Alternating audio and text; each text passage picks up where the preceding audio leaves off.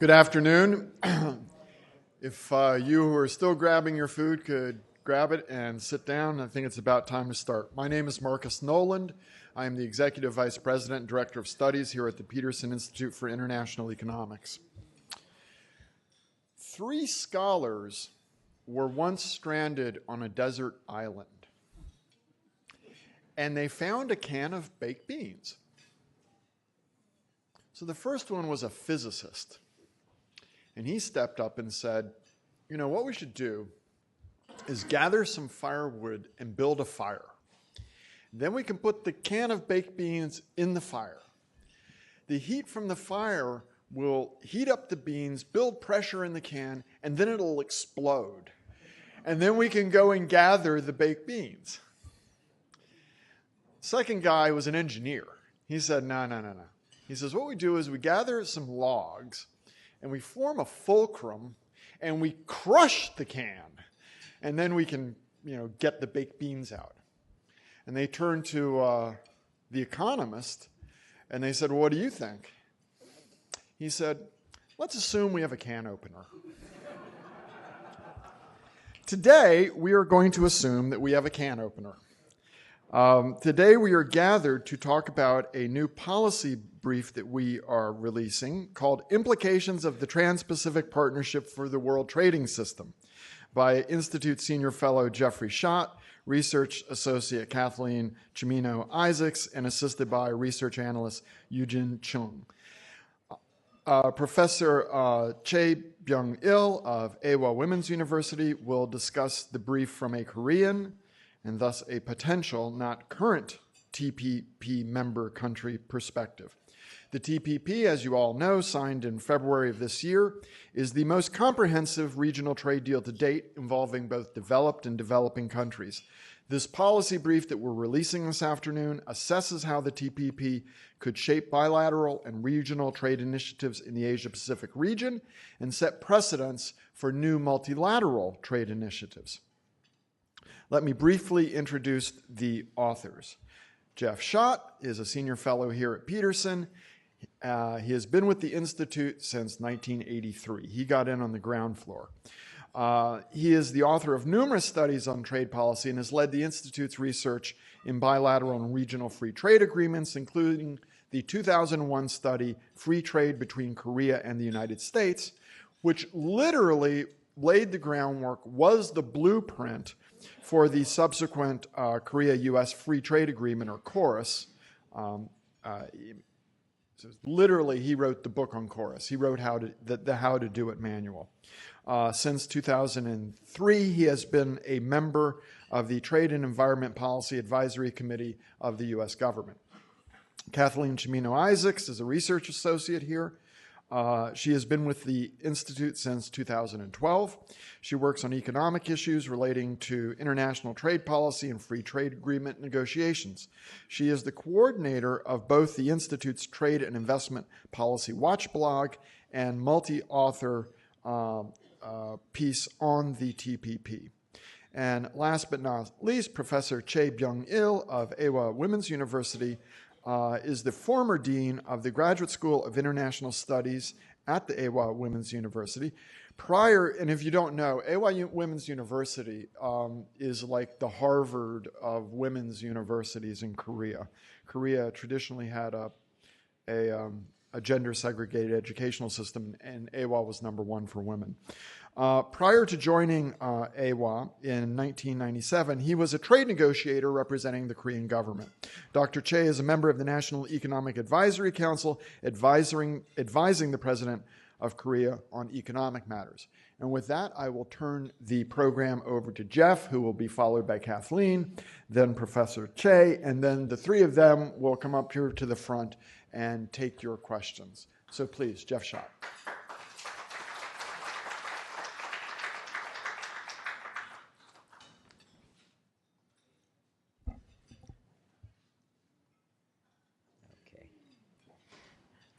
Thank you very much, Mark, and thank you all, and especially thanks to Eugene Chung, who contributed importantly to our study and will be available to answer questions as well when Kathleen and I are stumped by your questions. later on. For those that have participated in our meetings on the TPP or have viewed or looked at our work online, you know we think that the TPP is a big deal and that it has important implications for all the member economies. And we've had studies and produced 2 volumes of papers to describe what the TPP does and what it means for the participants in this historic agreement. The new work we're releasing today is about its implications for not only the member countries, but for non-participants and for the future of the World Trade Organization. And Mark's introductory remarks require a slight modification, because he was talking about assuming this happens, then it will have these implications, and actually the TPP has already started affecting thinking and actions on regional economic integration in the Asia-Pacific region, and has been doing that for several years while the agreement was under negotiation. Some countries are thinking about accession after the TPP enters into force. Others are assessing what it means for their competitive position in the Asia-Pacific region and what they need to do to make sure that they keep pace. Now, to be sure, the TPP has not yet been ratified, but it is affecting regional integration efforts in the region, and we've focused on several important ones. The trilateral negotiations between China, Japan, and Korea for a free trade agreement, how it affects the 10-member Association of Southeast Asian Countries, the ASEAN, how it affects the Pacific Alliance on the western coast rim of Latin America, and how it affects the Regional Comprehensive Economic Partnership among 16 countries in Asia, centered on the ASEAN and 6 of its most important FTA partners. Our new analysis also looks at the impact on these initiatives, as well as how TPP reforms could advance broader trade initiatives, the broader free trade area of the Asia-Pacific, which is under discussion and will be the subject of a report to APEC ministers in November of this year. I think it's highly likely TPP will have a big impact on that initiative as it goes forward. On new plurilateral initiatives that can build on precedents from the TPP, that I think is also likely in several areas. But in the area of converging with other mega-regionals, particularly RCEP, our analysis shows that convergence is not likely. Now, to address more clearly Mark's point at the beginning, U.S. implementing legislation for TPP faces significant resistance, but approval is likely once pharmaceutical and currency concerns are addressed. And those discussions are underway. Their outcome is uncertain, to be sure. But we have done our analysis based on the expectation that the TPP will pass Congress either in the lame duck session later this year or early in the next administration. And there are many skeptics that such progress is doable. But given the cost of delay for U.S. strategic and economic interests, it is imperative that the President and congressional leaders find a practical way to get it done, and sooner rather than later. I think the work that we have done here at the Institute on the TPP, showing its major benefits and also some of its weaknesses, indicates that there are strong economic and security reasons for the United States to move forward that compel and certainly merit a positive vote in the Congress. TPP delay would brand the United States as an unreliable partner, which is just not acceptable given the current political and economic challenges in East Asia. And so that's why we say TPP entry into force is likely, and certainly before Brexit. Now, why is TPP, why does it have such a big impact? This table shows pretty clearly if you apply comprehensive reforms over a large economic area, you're going to have a significant impact. And that's been the subject of previous meetings we've had here and our previous analyses. But it also, surprisingly, has a very modest but positive impact overall on non-member countries. In terms of both improvements in real income and trade. But that varies by country. And so what you can see is the overall non-TPP numbers are relatively small, perhaps insignificant, but the sign is positive, which is surprising. But there are some countries that have negatives, and not surprisingly, those are countries that are thinking seriously about TPP as a way of mitigating some of the concerns about trade and investment diversion. And indeed, that's why it's important that TPP has an accession clause. And a number of countries are talking about using it, but that only works once the TPP enters into force.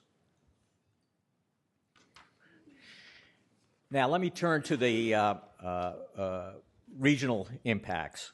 And the first is on China, Japan, and Korea, three of the most important partners, economic partners of the United States in the region. The TPP certainly has motivated the CJK countries to redouble efforts on their trilateral integration. Japan is now an original member of the TPP. Korea is considering membership. China is closely analyzing the terms of the TPP. These three countries already have a trilateral investment pact, which they signed in 2012. And China and Korea concluded their own bilateral free trade agreement at the end of 2015. And talks on a trilateral free trade agreement are under construction. But those talks are proceeding very slowly. Originally, we thought that the outcome of the Korea-China pact would incrementally upgrade the content of Chinese trade commitments. But as we concluded in a recent analysis of that Korea-China pact, the weak outcome of the terms of the China-Korea FTA reduces the prospects for a comprehensive Northeast Asia pact, and it does very little to change current policies of those countries, and therefore does very little to advance or upgrade the level of Chinese commitments that could be used as a precedent for broader regional integration.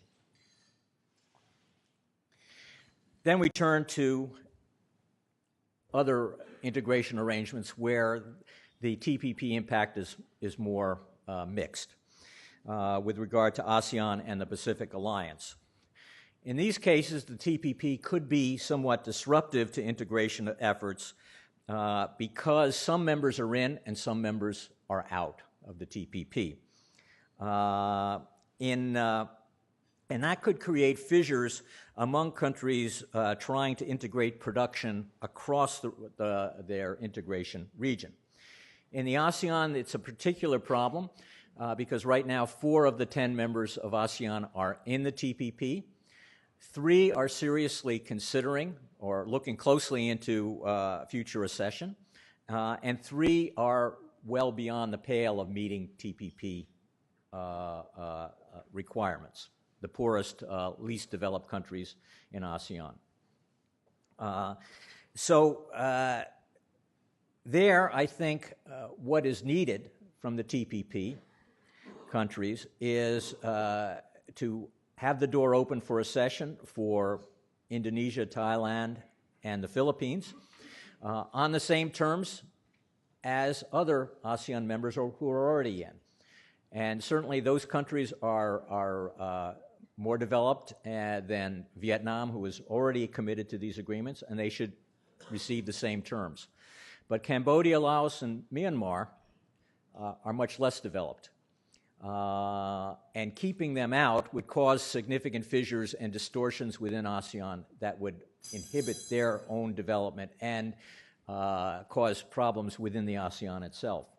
And so we recommend that consideration be given to special arrangements for these LDCs under very limited conditions, so that this special exception is not generalized more broadly, that would have the benefit of bringing these countries in sooner rather than later into the TPP without accepting the full obligations, but in a way that allows them to participate in the growth of the intra-ASEAN integration area. This is spelled out in much more detail in the policy brief, but it is an important component and has implications not only for TPP going forward, but for the broader free trade area of the Asia-Pacific. With regard to the Pacific Alliance, the fissure is a little more straightforward. The only country of the four in the Pacific Alliance that is not in the TPP is Colombia. And Colombia is already studying closely the possibility of joining TPP.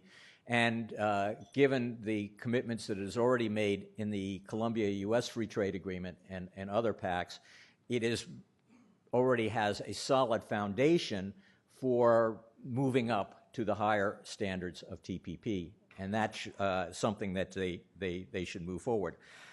What becomes more sensitive is if other countries join the Pacific Alliance going forward, and their consideration has to be given on how to handle that, because that could prove disruptive for ongoing integration arrangements within the Latin American Pacific Alliance arrangements. Next is the RCEP, and here I think you have heard me say on many other occasions, I am rather skeptical of the value of RCEP more as a broad integration area, because it doesn't really require countries to change their existing policies very much. Because of that, it's not surprising that almost half the RCEP countries are also participating in the TPP. So what happens is the countries that are interested in advancing economic reform jointly work in TPP and the RCEP. And those that have more difficulties politically or economically in moving forward stay on the slower paced, more incremental RCEP initiative. That's fine. They're complementary. They're not competitors. But the RCEP has been a hard slog because countries are less like-minded and less alike than the TPP countries. And I expect that going forward, even if the RCEP countries agree to some preliminary deal in the coming months. If that happens, which I think is less probable than the TPP passing the Congress this year, then it would only be the first step on a long, long staircase to a broader economic reform in the RCEP region. So in this sense, TPP plays a somewhat helpful role in providing a platform for RCEP countries to engage in broader economic reform while still working within their other RCEP partners. That's particularly important in the ASEAN region, but it's also a way of encouraging China and India to pursue incremental reforms going forward so that they're better prepared for future integration efforts, whether it be a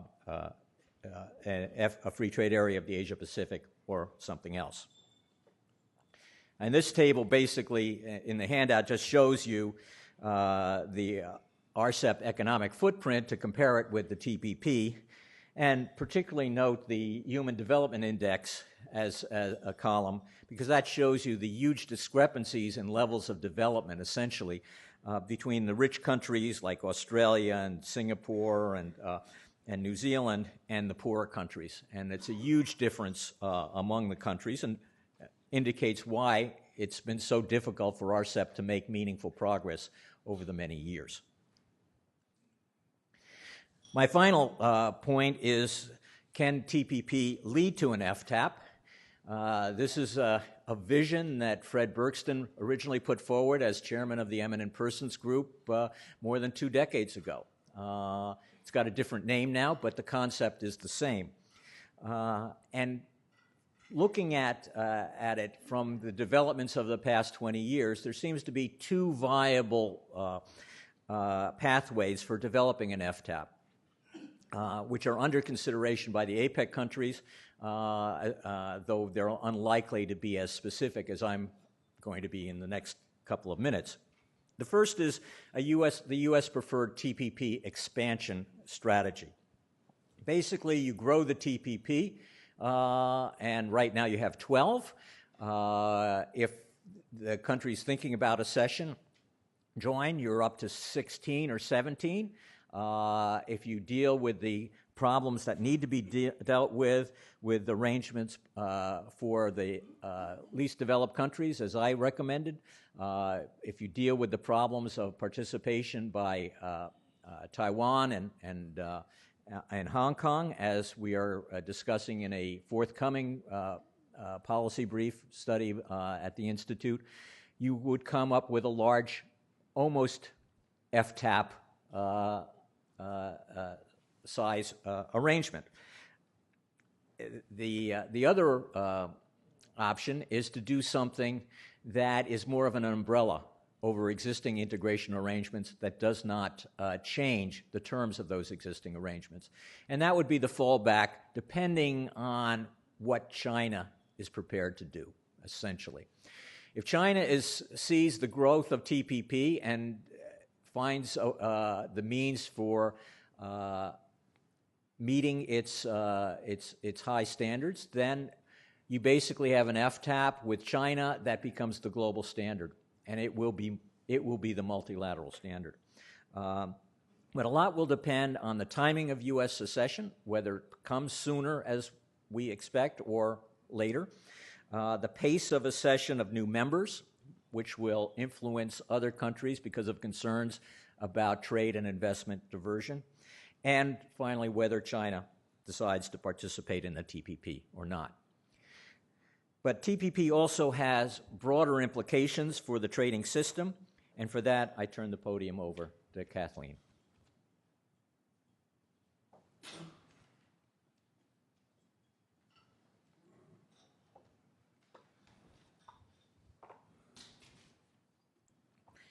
So I'll now turn to TPP implications for the WTO and how TPP disciplines could inform future negotiations. Of course, agreements like the TPP have in part been motivated by the frustration over the lack of progress in the WTO. And the relationship of these mega-regionals and regional trade agreements more generally to the multilateral trading system has really been at the center of a rigorous debate. There's been a wide literature exploring this topic. The World Economic Forum has done a lot of work, trade economists like Richard Baldwin, among others. And on the one hand, mega-regionalism is seen as a good thing to help tidy up and streamline the number of agreements that have proliferated in the region, sometimes inconsistent agreements, the opportunity to inspire competitive liberalization. On the other hand, there's the concern that these agreements could erode world trade governance, reduce incentives to utilize the WTO in negotiating trade rules. So to contribute to this debate, one question we consider is whether TPP negotiating precedents could help build support for a new agenda. So first, where does the WTO agenda stand? Well, members made significant progress with important initiatives like the Trade Facilitation Agreement coming out of Bali in 2013, and this was followed by a small, modest package in the last year ministerial. But overall, WTO members are still in a stalemate over how to fundamentally address the unfinished business of the Doha round. So how does TPP relate to this? Well, first, TPP does reinforce and to some extent expand on trade facilitation commitments. For example, the narrow membership of the TPP allowed more specifics on time limits for customs clearance, expedited shipments, etc. So this is certainly an important complement. These commitments are also subject to dispute settlement as well. But overall, we found in traditional areas, the TPP really offers little innovation to break the ongoing Doha stalemate. For example, members completely avoided the contentious issue of disciplines on domestic agricultural subsidies. There was significant market access liberalization, but still some sensitive sectors in agriculture were insulated from competition and through continued use of tariff rate quotas. And in regards to the development agenda, while important to the TPP, it does not particularly break new ground in some of its relevant chapters. In terms of regulatory coherence, we see TPP members commit to transparency requirements, they commit to good core regulatory procedures, but TPP broadly doesn't do much in the way of harmonization or mutual recognition of regulations. In terms of small and medium-sized enterprises, the chapter itself could have less impact, but SMEs will surely benefit from TPP provisions on e-commerce, trade facilitation, and broadly on the transparency requirements throughout the agreement. So in these respects, we find that there's still much to address regarding these issues in particular. So in our analysis, we see the practical channel for advancing TPP and mega-regional reforms to the multilateral forum through the expansion of TPP precedents to plurilateral initiatives. So part of the incentive from the Doha stalemate has been leading countries to pursue the plurilateral approach to advance tariff reforms, to advance new rules. And these are agreements pursued by a subset of WTO members, as you all know. Most notably, the Expanded Information Technology Agreement, the Environmental Goods Agreement, Trade and Services, all of which have made progress despite challenges to reaching consensus among its members. And notably, TPP does comprise a significant part of the membership in these deals, in most cases more than a third. And these plurilaterals have really been seen as a favorable way of moving forward new agendas. And as my colleagues Gary Huffbauer and Jeff Schott have long analyzed and argued, to remain relevant, the WTO must continue to address these new so-called 21st century issues that are shaping trade. And in this respect, the TPP does break new ground in a number of important areas that go beyond WTO obligations. And we believe this could provide precedents, or at least a baseline, for broader initiatives. So I have a few illustrative examples here. Certainly there's e-commerce and data flows. With the rise of digital trade, the WTO has been slow to address cross-cutting issues, cross-border data flows, intellectual property protection for hardware, software-related technologies, cybersecurity threats. And to some extent, the TPP addresses these issues, promoting an open market, the free flow of data, and putting limits on requirements to store and analyze data locally. Of course, TPP also goes beyond WTO requirements related to state-owned enterprises to help level the playing field for private firms. It helps address what constitutes an SOE, puts constraints on preferences received by governments, makes a major contribution towards transparency. Of course, there's a number of exceptions and there's room to improve on the TPP chapter, but we believe the baseline has been set. There's investment provisions beyond the WTO TRIMS agreement, the trade-related investment measures. There is really no multilateral framework addressing cross-border FDI, and mega-regionals like the TPP, probably TTIP, offer a logical template to address these issues. Like recent US FTAs and bilateral investment treaties, TPP does retain the investor-state dispute settlement, which, to be sure, has been a controversial issue, particularly in the TTIP talks. The transatlantic talks. But the ICS mechanism does improve on past U.S. practice. It respects the right to regulate. It more narrowly defines contentious clauses. And last, in our illustrative list, are labor and environment policies. The WTO has long avoided these issues in its trading rules framework due to a lack of consensus. But the TPP really does set a baseline in this area. These provisions are subject to dispute settlement. In particular, TPP disciplines on fishery subsidies, which has been a core issue of the Doha agenda, could provide important impetus. So that's not to say in these areas TPP is kind of an end goal. There are several areas that could be improved and expanded on, and that, I think, is the hope in plurilaterals moving forward. So TPP is not the only mega-regional underway, as Jeff has alluded to, that will inform these efforts. Of course, we have the RCEP in the Asia-Pacific. We have the TTIP talks, which remain ongoing between the US and the EU. And you'll see by this chart, each mega-regional really covers a substantial share of the global economy, which is hence the term mega-regional. And altogether, they cover an impressive amount of global GDP and trade. So given that coverage, one question has been whether convergence of these pacts could, in essence, revitalize multilateral trade reforms. And in practice, we do see that this kind of convergence would be difficult. For the TPP and RCEP, as Jeff discussed, these are the two main initiatives in the Asia-Pacific, and merger of them would be seen as a stepping stone toward the FTAP. But given TPP higher standards, this kind of convergence would be difficult.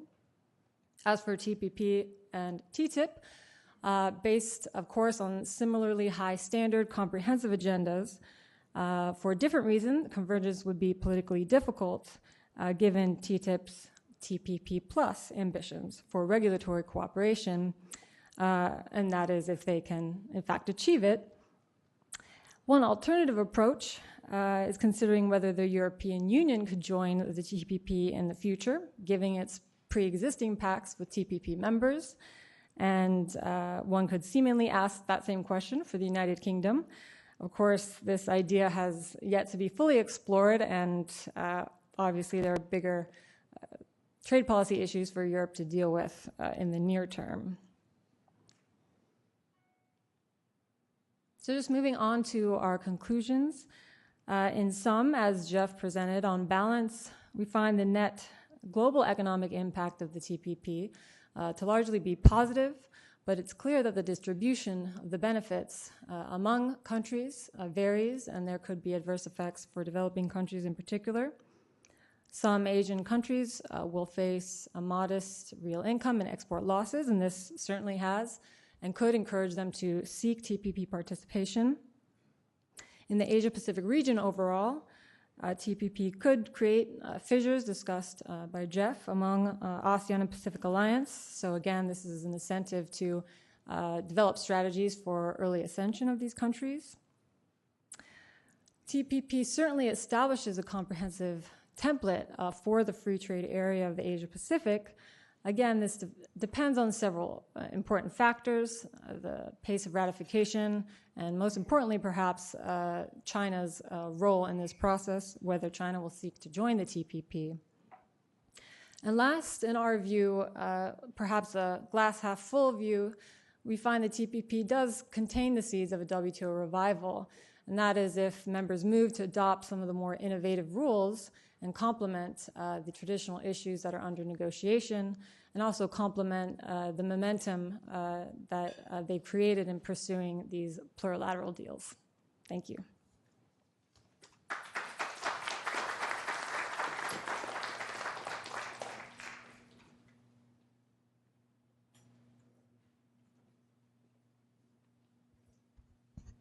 Good afternoon. It's great to be back to Peterson, especially seeing Fred and Marcus and Jeff, my longtime friends, especially Wendy. It's great to see you. Well, I'm supposed to provide a Korean or Asian perspective to implication of TPP for world trading system.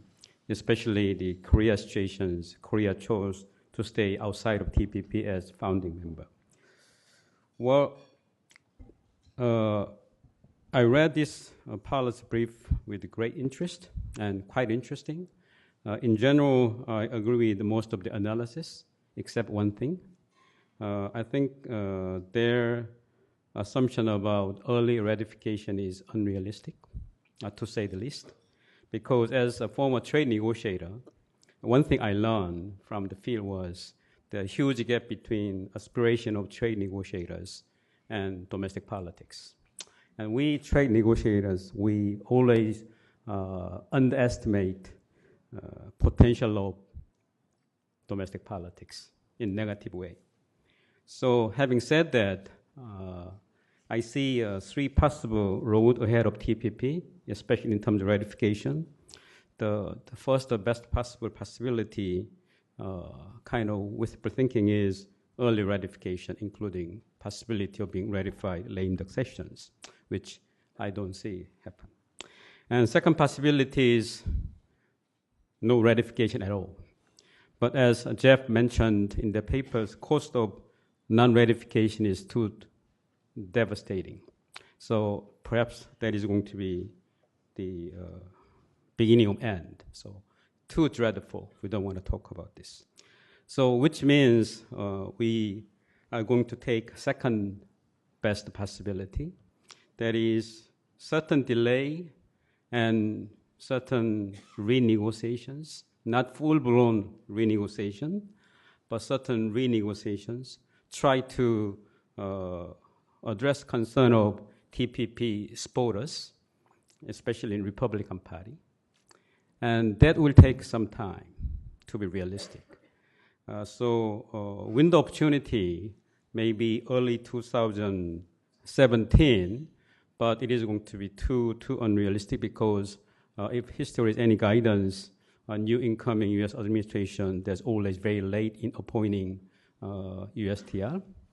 And so also there will be a lot of the study issues and making implementation bill and how they can make about the face about rhetoric about trade policy, which I'll talk about a bit. So that means, realistically speaking, 2018 is window opportunity. But now, the 2018, you have another midterm election is approaching quite rapidly. So I'm not going to be surprised TPP might be delayed until 2019. So 2019, well, this is second best possibility, but I think that stands a very high likelihood. Because one thing we learned from the Brexit is we economists or so-called experts, we try to rely on so-called rationality analysis, focus on numbers and on the margins. But you shouldn't underestimate public opinion these days driven by theories and frustrations and so on. And a lot of ideas in this paper is driven by very simple keyword, comparative liberalizations, which is a very fashionable keyword. And there's an analogy between 1990s and these days. 1990s, we have seen creation NAFTA was kind of accelerating eventual conclusion review round negotiations, which is already delayed 3 times. I was negotiating at the time. But I think the situation is quite different.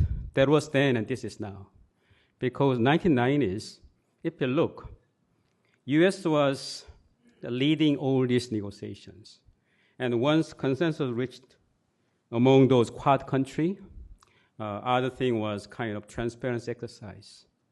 But these days, you have very different dynamics. G4 was replacing Quad, and G4 was very much, the confrontational. US, EU on one side, and other 2 champion of developing countries on the other side. So they love to fight each other. So I'm going to be very much surprised if TPP is going to lead new, full-blown, reinvigorated WTO. Having said that, let me turn into giving TPP in proper context, because in these days in U.S., a lot of talk about protectionisms. We have seen this before, because 1992, when NAFTA was negotiated, Republican Party candidate, Mr. Clinton, he ran campaign, he's going to revisit NAFTA. Actually, he did. And 2008, now the candidate, Mr. Obama, he called the KORUS FTA was unfair, and it took another 2 years to make it a full revisit. So we've seen this before. But this time is again different, because now we have two major parties giving so much negative talk about free trade. Quite surprising, because that is coming from the Republican Party.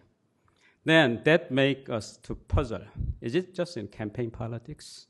Which means, well, you may say anything during campaigns, but you're going to change your positions once you become the owner of White House. I don't know. Chance is 50-50. Maybe they're talking about, especially the other side, maybe talking protectionism because the ideologies and conviction. Then it is going to be too much, too dreadful. So let's not consider that's the case. I think there's a lot of important content TPP. We shouldn't miss it, because as Jeb and his colleague analyze in full detail, TPP not only deal with old economy, but it kind of making bridge between old economy and new economy by addressing so-called Singapore issues, investment issues, competition, and so on. But somehow TPP failed to fully address procurement, because procurement is one big contest between Brussels and Washington. So if TPP can be linked with the TTIP, this procurement issue better be dealt with in one way or another. And when I say new economy, this TPP talks about digital trade issues in context of global value chain. So when Mr. Obama was framing TPP in his battle for seeking fast track, we should be the architect of writing new trade rule for 21st century. He really meant it. So I want to see, at the end of the day, TPP would sail through in domestic politics, even though it is taking certain time, but because otherwise the consequences are going to be too much devastating. And as Jeff mentioned, this TPP, it contains currency clause, not exactly clause because it was attached as part of joint ministerial statement, but I see this is unprecedented. As trade economist, well, this is for the first time in any major trade agreement having any reference to currency. I think Fred has been championing about this, and he and I exchanged very different opinion about this. So let's not go into deep. But I think that is something quite significant, because to gain support from Capitol Hill, maybe something minimum is going to be in need. But if you ask me, Bennett-Hatch Act went too far, because I do not really agree with whether or not that act can accomplish anything. Now, I try to talk about the Korean perspective, because you might be interested in what is Korea's positions and negotiating perspective. Well, as Korean President Park Geun-hye, he came to Washington a year ago, right after TPP was concluded. She made a statement, Korea is going to seeking the position, membership in TPP. But unfortunately, it is not going to be her government, but next incoming government who will be realistically negotiating TPP, assuming TPP is going to be ratified.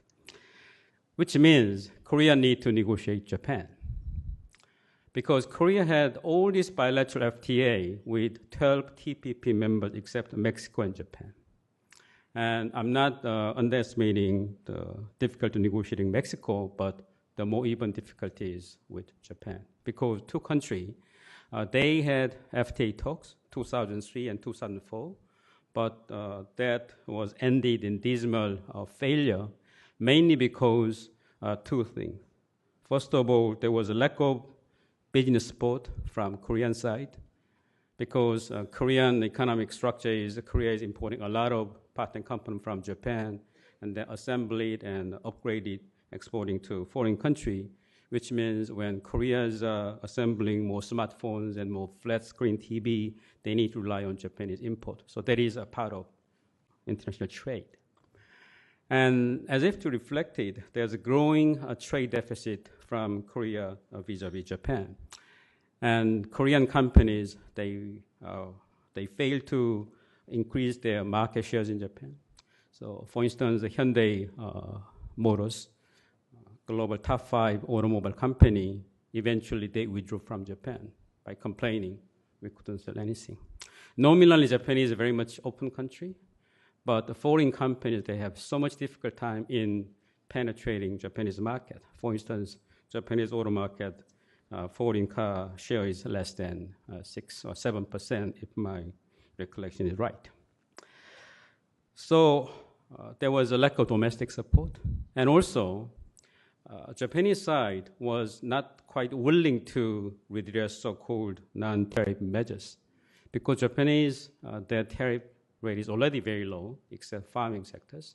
But during those days, Japanese was not real interest in negotiating whole package of farming sectors.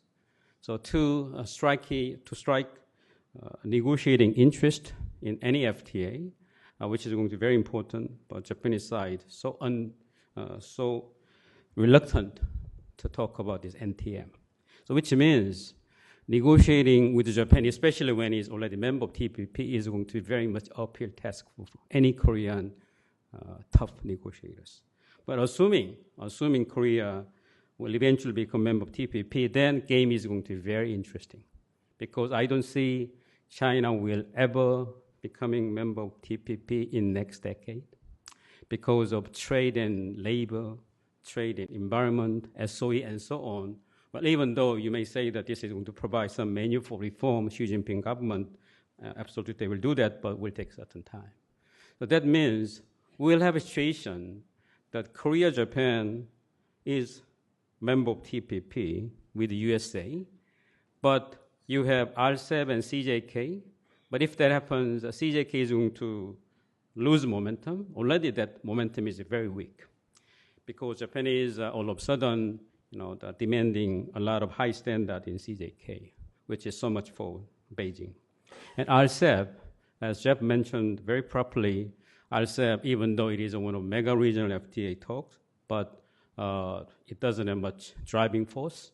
Also, the level of ambition is very much different. They talk about conventional issues. So that means RCEP and CJK is going to fizzle out. Then, eventually, TPP is going to be standing alone as the most important mega FTA. Then, it is going to create a further interesting situation. Now you will have WTO and TPP, and one possibility is a TTIP. As I mentioned, I don't see the Brussels is really willing to entertain the possibility of joining TPP because TTIP is not about market access, the way I understand. It is about regulatory coherence, but TPP doesn't have that element. So ideal thing is the possible merge of TPP and TTIP, but will take certain time. But in the meantime, we'll have two very important fragmented aspect of global trading system. One is obviously the WTO is going to be a bunch of 163 or 4 or 5 countries, but almost the clinging to old economies and existing trade agreement. So eventually WTO will be boiling down into settling trade dispute. In the meantime, TPP is going to be the most realistic, maybe one alternative to get things going on. Another very important fragmentation is, even though that happens, on the second best possible scenario, you as business people, you will see remarkable lapse between institution rule and business realities.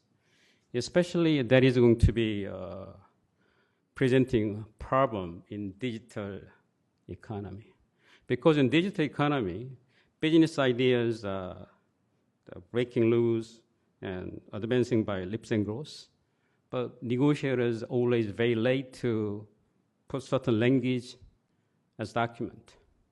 Then that is going to serve the best interest of existing company in the market at the expense of an innovative entrant and consumers. So this is exciting time for trade people, not because all world is really ready to embrace free trade, but because they totally revisiting the spirit of free trade. But under my projections, even though there will be certain hiccups, but TPP will take certain time to be ratified around 2019, and then we'll have new momentum get going. Thank you very much.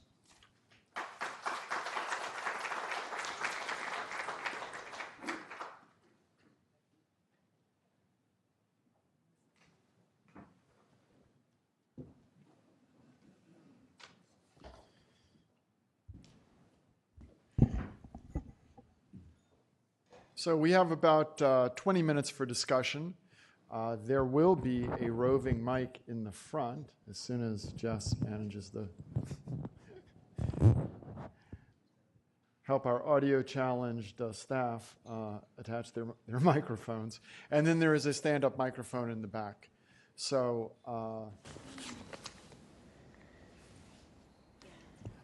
if everyone is hooked up and ready to go, would anybody like to ask the first question? Yes, please. And please introduce yourself and your affiliation. Do I have to stand up? You don't. You can stand. You can sit. Chol Chung from Kiev, Korea. Thank you very much for the wonderful explanations and presentations and discussion. My first question is about the renegotiation possibility of TPP, as Wendy is here, and as I know that it's almost impossible with the 12 members in TPP. It's not like the bilateral FTA, but seems like some of us are assuming that it's possible, and so I'd like to hear about that. And another thing is, as we see the Brexit and some other countries the election results, one of the rare consensus among economists is the gains from trade. We know that, but the issue is the distribution of the benefits. And Kathleen mentioned that there's some the income inequality and benefit distribution issue, but it seems like in the context of the insider and outsider problem. So her recommendation is that the LDCs and some other countries need to join TPP early to get the benefit, but the main focus of the debate these days is about even for those TPP participants, there could be some the benefits that are not equally distributed. So that kind of problem, do we have any kind of the explanation or the talking points we can persuade the Hill? I mean, it's going to be very, very critical for the ratification of TPP. Let me start on the first one, on the renegotiation prospects. If you listen to what government officials say, understandably, they say there's no basis for renegotiation because if you open up the deal, particularly if you're talking about the pharmaceutical issues with regard to data exclusivity, that creates imbalances. And the entire package could unravel. So that's the reason why the official statements have been, we will not consider renegotiation. Almost every U.S. free trade agreement has been renegotiated after it was signed. And in one form or another, as U.S. and Korean officials know, they went through several iterations of that. In terms of TPP, it's much more complicated, which is the second reason why officials say we don't want to open it up. Because instead of balancing off demands between two partner countries, you have 12 countries that have to reestablish the balance. So there's only, in my view, scope for a very limited opening up of the agreement if necessary, and that would deal with the issue of currency. Because the 12 countries have already accepted a joint declaration of their macroeconomic policy officials with obligations with regard to transparency, data disclosure, and other aspects that was issued in parallel with the TPP agreement, but is not part of the TPP agreement. Those countries have committed that all new members would have to abide by those commitments, but it is not covered by the dispute settlement provisions of the TPP.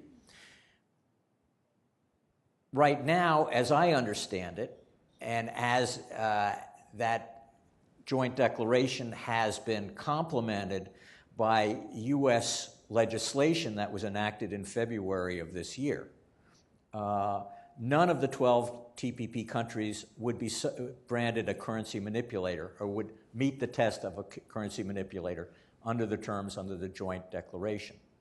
And therefore, if you added the terms from the joint declaration into the TPP, even if it's covered by dispute settlement provisions, it wouldn't change anything in the near term, but it certainly would be a deterrent against future abuse, which I think is one of the concerns on Capitol Hill.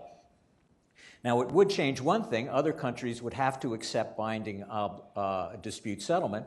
That is an additional obligation.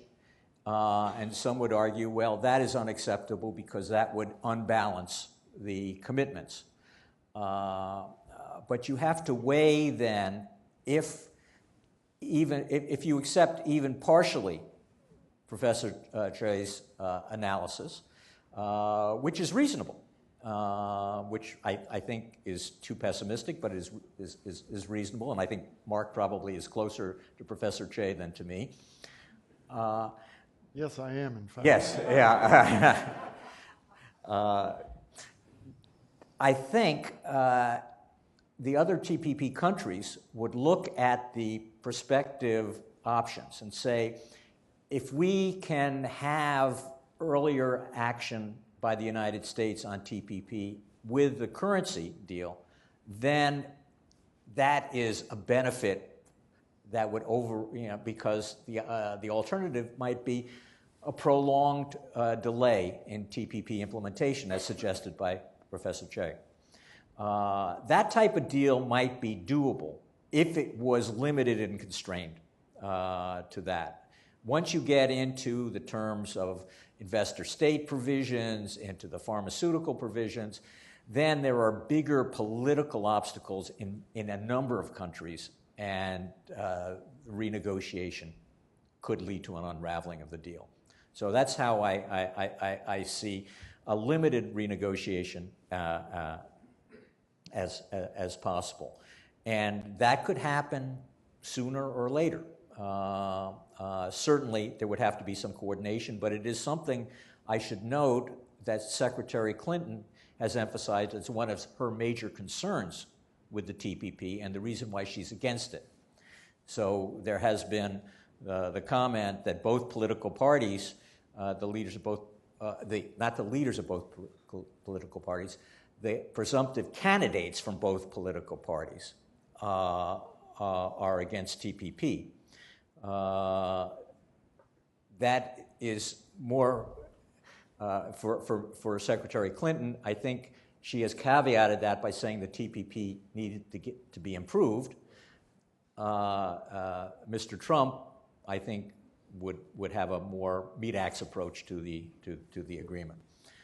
So I'm hopeful and that TPP actually could work its way through the Congress this year. I recognize there's less than a 50-50 chance of that happening. and that I'm more optimistic than many people.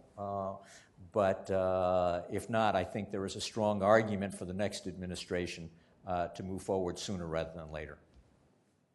Any comment on the distributional issue? Sure, I'll add just on your note. Of course, a super important point that you bring up, I think our kind of broader lens was looking at on the global scale, sort of the trade diversion versus trade creation consequences and the distributive effects around the globe. Certainly within countries, that distribution issue is a critical one. It's widely known that the benefits from trade agreements are quite widespread. The costs are quite concentrated, but these adjustment costs are important, and that's been elevated in the debate in the United States in particular.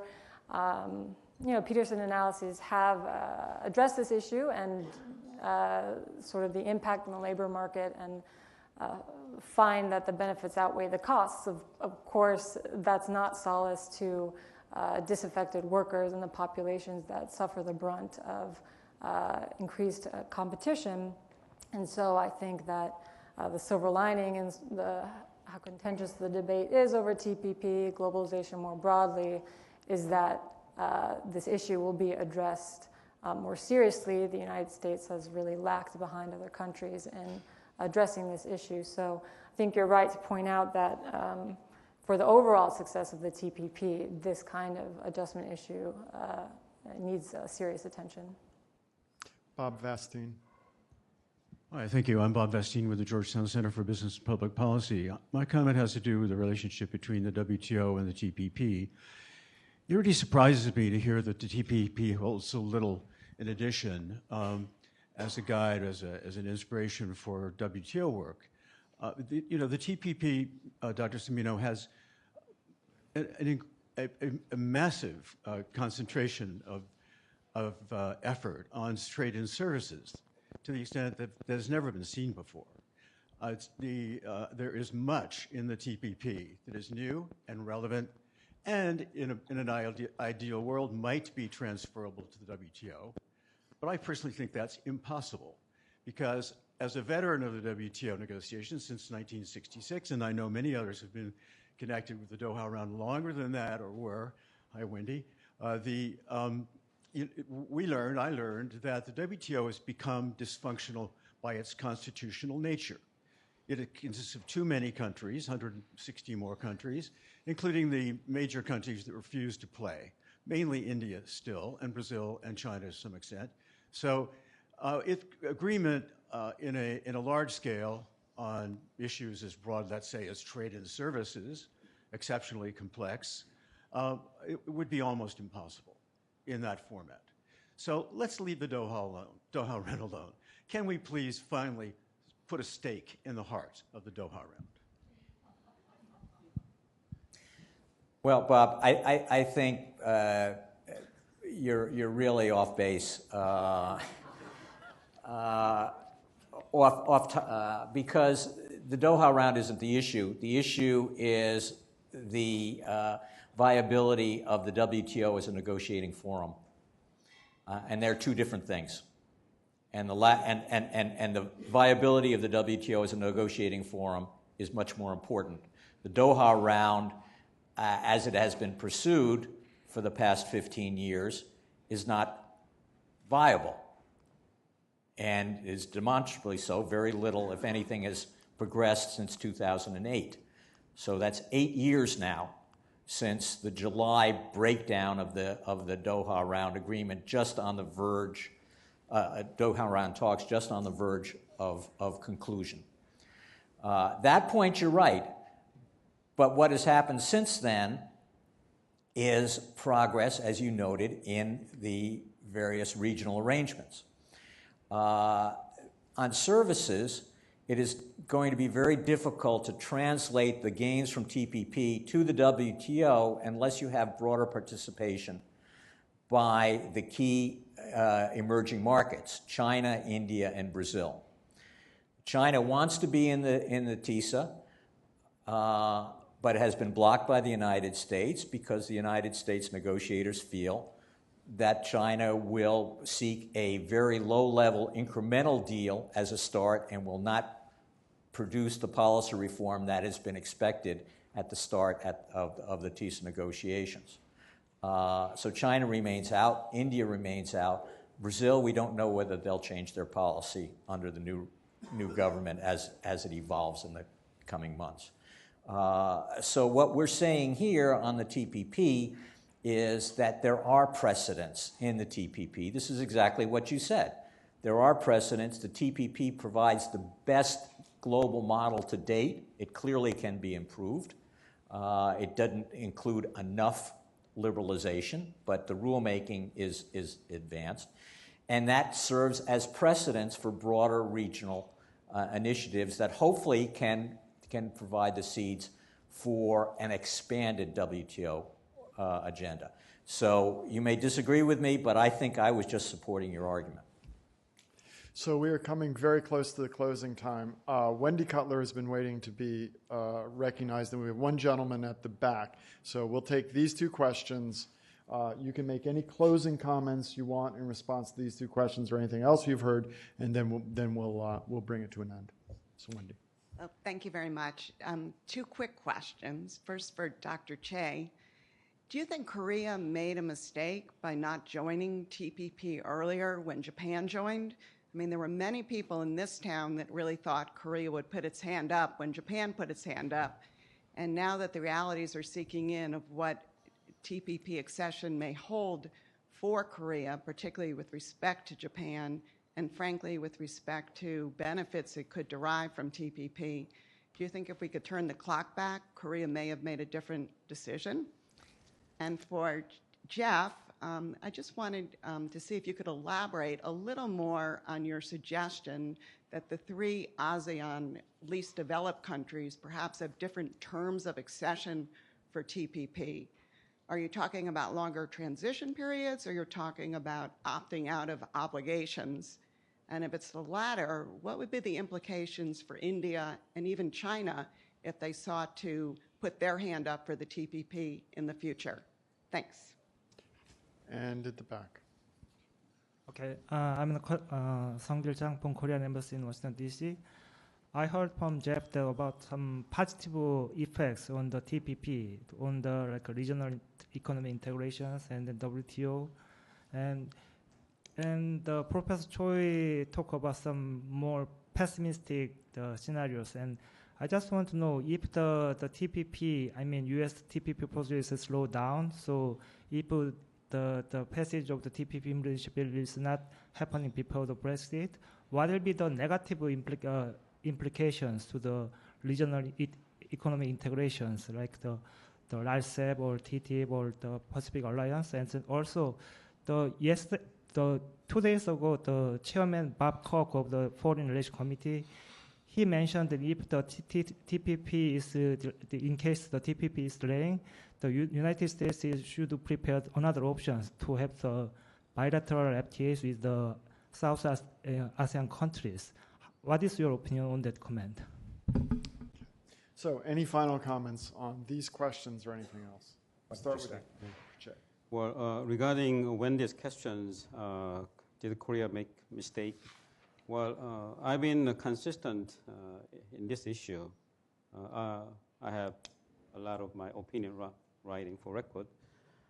I think since Japan decided to join TPP since early 2013, I urged Korean government to see the big picture, because it is going to be a lot of huge, mega FTA having so much implication, as Jeff well analyzed.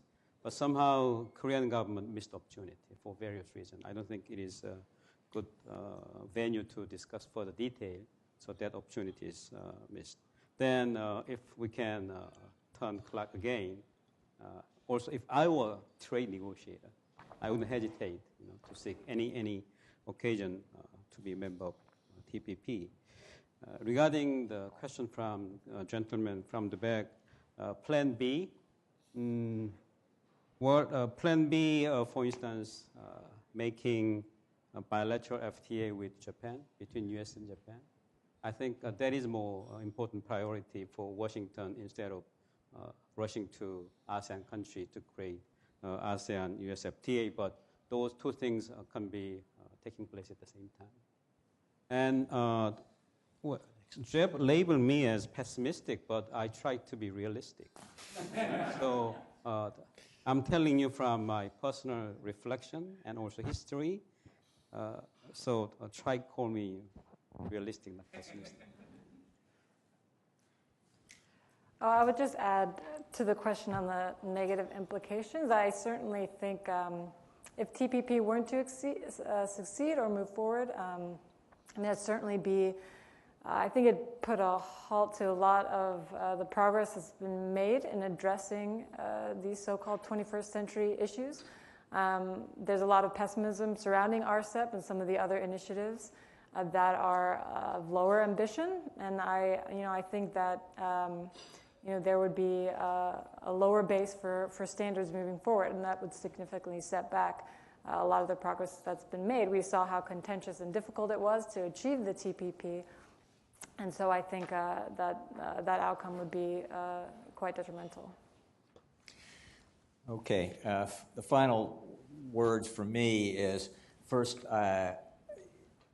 when I said pessimistic, I meant it more relative to me, and I didn't mean that your views aren't realistic and thoughtful. I'm just more hopeful. With regard to how to deal with the poorest countries in ASEAN, I mention this because this is a major concern of all the countries in APEC. What do you do to ensure inclusive growth, to ensure that the poorest countries are not marginalized? And so if you have a regime that largely expands the time period for economic reform, that allows them to continue in the integration regime and benefit from the common rules of origin, the incentives to investment that come from being a part of the bigger club, that I think will help promote a faster development in the poorer ASEAN countries. But you were right in asking, is this open-ended, and does this lead to the special and differential treatment distortions that were so prevalent during the first decades of the post-war trading system? And the answer is you have to limit it. It has to be small, least developed countries. It can't be big, least developed countries, because there's just too much distortions that are built into the system if you do that. And so if you design it that way, and with perhaps staged negotiations over time to increase the level of entity coverage for government procurement and for reductions in the exceptions on state-owned enterprises lists and things like that, then you might be able to find a solution. It's something that needs to be looked at over the next few years. The final point is on Plan B.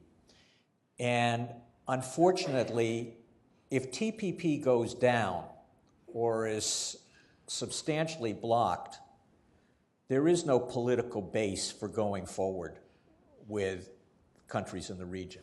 And so while U.S.-Japan makes the most sense from an economic perspective, there'd be no political constituency for doing that. Having Japan in the TPP was a way of getting broader benefits for the United States and bringing in broader political support than would occur in a simple bilateral negotiation, which I don't think would have been viable, even if economically desirable.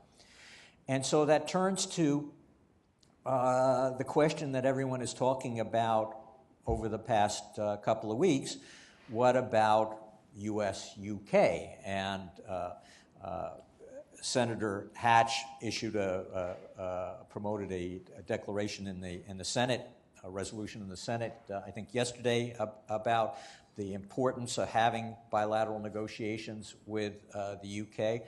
I don't think any of this has been well thought through on our side, and certainly it hasn't been well thought through on the British side, given the articles that have been written by new members of the British cabinet. So that's not going to happen soon because the British don't have the authority. But this is something that the Institute, I'm sure, will be doing more detailed research on to provide a clearer and sounder analysis for governments thinking about the possibility of other arrangements with Europe going forward. But I'll leave it at that at this point. Well, I'd like to thank you all for coming out this afternoon to participate in our release event for our new policy brief, Implications of the Trans-Pacific Partnership for the World Trading System. I don't know about you, but I feel like I've learned a lot. I learned something about TPP. I learned something about Korean realistic skepticism. And I learned that Bob Vastine started negotiating trade agreements while he was in elementary school. So please join me in thanking our three speakers for an interesting and stimulating discussion. Meeting adjourned.